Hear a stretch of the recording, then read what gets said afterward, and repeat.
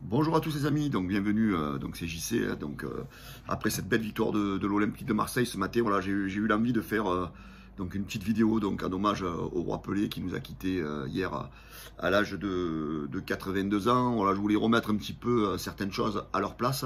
Voilà pourquoi je voulais faire aussi cet hommage au roi. Donc c'est comme les animaux, dans la jungle il n'y a qu'un seul roi, c'est le lion. Et au football, il n'y a qu'un seul roi, c'est Pelé. Voilà, donc pour résumer la vie de Pelé, il est né le 23 octobre 1940 à Tres Corações, je suis désolé pour la prononciation, donc au Brésil. Donc décédé hier le 29 décembre à Sao Paulo, donc à l'âge de 82 ans. Voilà, je voulais un peu parler de son immense carrière, parce que c'est vrai qu'il a eu malheureusement, entre guillemets, la malchance de vivre un football qui était peut-être un peu moins médiatisé qu'à l'heure actuelle, surtout qui gagnait moins d'argent, l'argent était moins au milieu que de nos jours. Donc voilà pourquoi peut-être les joueurs actuels, ils nous paraissent meilleurs parce que on voit du football tous les jours à la télé, etc., etc. Donc voilà, moi je voulais vous faire un petit peu connaître sa carrière footballistique. Hein. C'est un joueur qui a quasiment joué toute sa carrière dans le même club. Hein. Donc il a joué au Brésil au Santos FC, écoutez bien, donc dès l'âge de 16 ans, de 1956 à 1974. Donc il a fait donc 18 ans de carrière là-bas, donc c'est beau, ça n'existe plus ça de nos jours, quasiment plus, des joueurs qui sont fidèles à un club, parce que malheureusement, ou heureusement pour le football à l'époque, l'argent n'est pas venu pourrir la mentalité du football comme à l'heure actuelle. Pelé a joué 660 matchs à Santos et a marqué 643 buts, vous vous rendez compte, il est quasiment sur une moyenne de 1 but par match, ce qui est fabuleux sur une longévité aussi grande. Hein.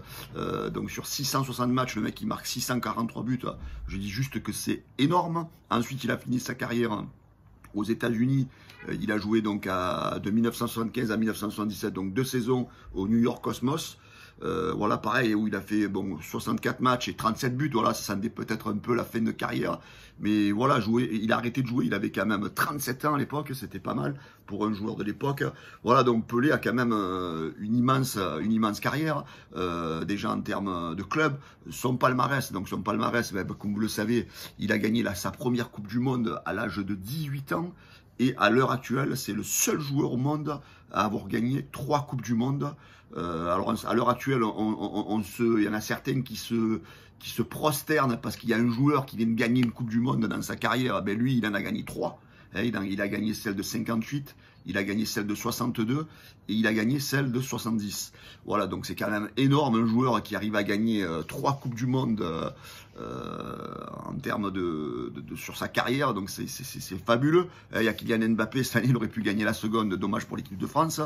Ensuite, son association avec Garrincha à l'époque, hein, pour ceux qui connaissent le football de l'époque, le Brésil n'a jamais perdu lorsqu'il était associé à Garrincha, donc c'était 2 joueurs énormes pour le Brésil.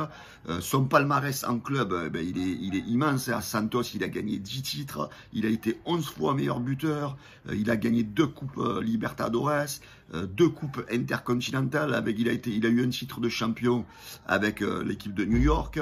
Voilà, donc il a vraiment un palmarès énorme. C'est sûr c'est pas un joueur qui a joué en Europe, c'est pas un joueur parce qu'en fait, on lui a demandé pourquoi il était jamais venu à jouer en Europe, parce qu'il n'était pas à la quête de l'argent. C'est pas un joueur comme de notre époque à nous, où les mecs ils jouent que pour le pognon. Lui, non, il a dit, moi j'ai jamais été à courir après l'argent. Donc il a préféré peut-être sa vie, son cocon au Brésil. Et voilà, donc c'était un joueur, quand il avait le ballon, c'était un joueur avec une classe exceptionnelle. C'est vrai que moi je ne l'ai pas trop connu en tant que joueur. Je vois comme vous tous des images. Moi quand il a arrêté de jouer le football, je devais avoir 6-7 ans. Donc voilà, donc j'ai vu quelques bribes de souvenirs, on va dire. Mais le roi Pelé, c'est un joueur extraordinaire. Après, c'est un homme extraordinaire parce qu'il n'a pas fait que le football dans sa vie. Il a eu des activités aussi extra-football, beaucoup d'actions humanitaires pour le roi Pelé. L'ONU l'a déclaré en 1977 le citoyen du monde, tellement qu'il participait grâce au football à des actions qui permettaient d'essayer d'apporter la paix dans le monde.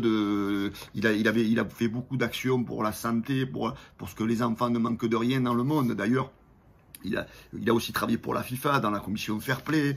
Il a été ambassadeur pour l'UNICEF où il s'occupait de l'éducation des jeunes et la santé des enfants aussi. Voilà, il a fait beaucoup de manifestations aussi pour l'UNESCO, toujours pareil, pour collecter des fonds. Il a participé aussi à la collecte de fonds pour le Téléthon aussi. Voilà, donc Pelé, en fait, c'est un grand bonhomme. Moi, c'est ça que je voulais dire surtout. C'est pas un joueur de l'époque actuelle qui pense que pour sa gueule, que pour ses contrats, que pour son pognon, que pour sa gueule. Voilà, voilà. À l'époque, n'oubliez pas que le football était moins médiatisé et que si le roi Pelé avait peut-être été un joueur de notre époque, je pense que certains joueurs, qu'on dit aujourd'hui les rois, les machins, là, ah les gars, Messi, oui, il a gagné sa dernière Coupe du Monde. On va pas revenir sur la victoire de Messi, sur la Coupe du Monde, entre guillemets, un peu truandée par l'Argentine, hein, parce qu'on va pas revenir sur ça. Quand tu as un joueur à côté qui vient de gagner, qui a gagné 3 Coupes du Monde dans son palmarès, et à l'époque, Pelé n'a pas décidé de venir jouer en Europe dans les plus grands clubs, accompagné des plus grands joueurs. Il a préféré rester dans son petit Brésil. C'est sûr que si tu m'aurais mis un Pelé dans les plus grands clubs européens, il aurait sans doute aussi gagné des Coupes d'Europe, des ci, des là. Voilà, donc on ne compare pas. Le roi du football, c'est Pelé, c'est incomparable les amis. Dans le monde, de toute façon actuelle, il y a 2 joueurs. Il y a le roi Pelé, en dessous de lui, il y a Diego Armando Maradona, et après il y a les autres. Voilà. Donc il y a même d'ailleurs dernièrement, comme il s'appelle, l'entraîneur italien qui a entraîné Paris, là, Ancelotti qui dit que tout le monde dit que Messi c'est le plus grand joueur de tous les temps. Ben lui il n'est pas d'accord. Il n'est pas d'accord. Il dit il y a des joueurs par période qui vont être bons. Tu as eu des Zidane, tu as eu des Ronaldo, tu as eu des Messi, mais le vrai roi les gars, c'est Pelé. Quoi qu'on en dise, c'est Pelé et c'est Maradona aussi. Voilà, eux, c'est les rois et les dieux du football. Voilà. C'était juste pour faire une vidéo, pour rendre un hommage au roi Pelé, les amis, et vous rappeler quelques grandes périodes de sa carrière. Voilà, le roi Pelé repose en paix et sache que la planète football ne t'oubliera jamais. Merci les amis, merci de m'avoir écouté. Ciao, bonne journée à tous.